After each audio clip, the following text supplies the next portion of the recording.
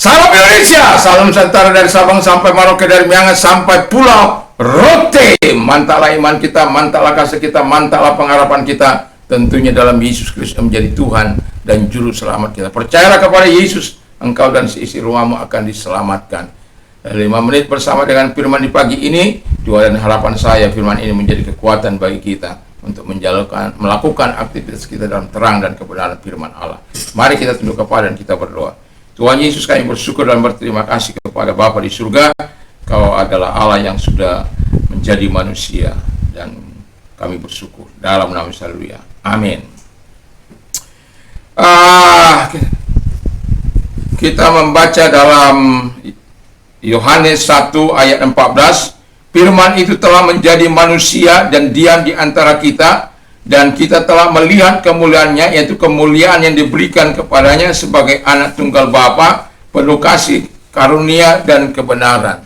Yesus Kristus itu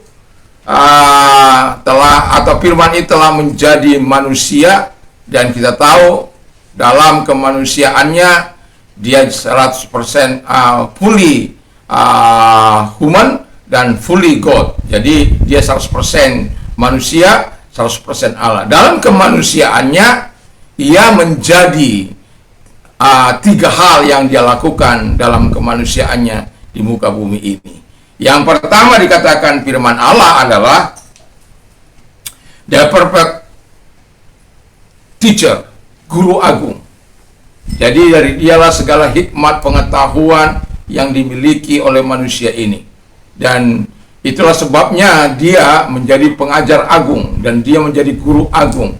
Dan Yesus sudah berkata, marilah pikul laku dan belajarlah kepadaku, sebab aku lemah lembut dan rendah hati, dan jiwamu akan mendapatkan ketenangan. Ketika kita belajar kepada Yesus, maka kita akan mendapatkan ketenangan.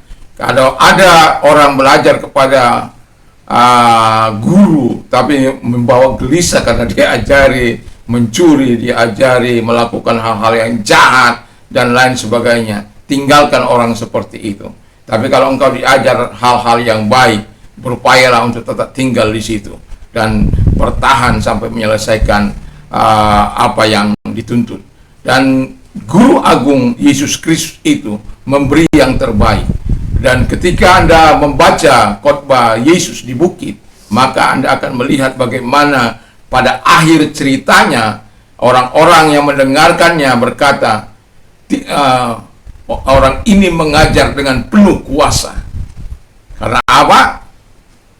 Mereka membandingkan dengan ahli-ahli Taurat, mengajar mereka hanya sekedar mengajar, dari otak sampai ke otak. Tapi Yesus bukan hanya sampai ke otak, tapi sampai juga ke hati, bahkan mengubah hati manusia. Yang kedua adalah the perfect example, teladan yang sempurna. Jadi dia menjadi teladan yang sempurna, model kita dalam berperilaku, dalam berbicara, dalam bertingkah, dalam berbuat.